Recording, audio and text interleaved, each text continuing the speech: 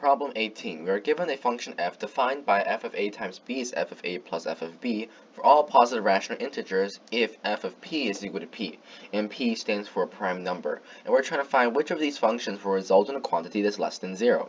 So in order to do this, we want to relate every single answer choice into the form of f of x times y is equal to f of x plus f of y, because that's the given information, so we have to relate it back to it.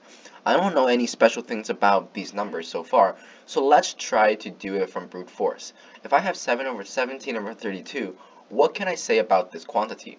Well, f of 17 over 32 has to be rewritten into this form, and to do that, I can say that f of 32 is equal to f of what? F of 17 over 32, or f of 17 is f of 17 over 32 times 32, correct?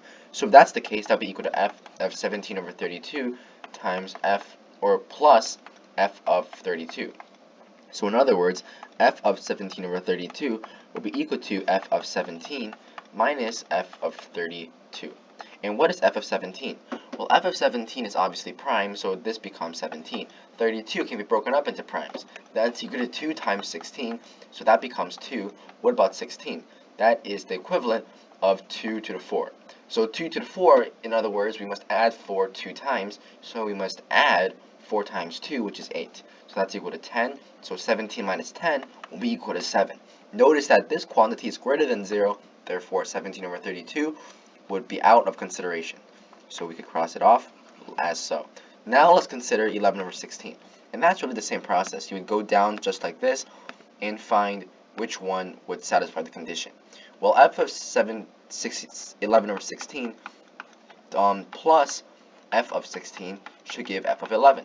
And if that's the case, then f of 11 over 16 should give f of 11, which is 11, minus f of 16, which is 2 to 4, so it's 8. So that's equal to 3, which is still greater than 0. So 11 over 16 will be out. What about 7 over 9? F of 7 over 9 plus f of 9 will give you 7. So if that's 7, then that means f of 7 over 9 will be equal to 7 minus f of 9, which is 3 squared, so 2 times 3 gives 6, which is 1.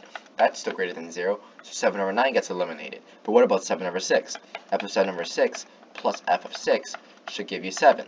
And if that's the case, then we know that f of 7 over 6 will be equal to 7 minus 2 times 3, so minus 2 plus 3, which is equal to 7 minus 5, which is equal to 2, which is still greater than 0. Therefore, D is out, and therefore E must be our only answer from process of elimination.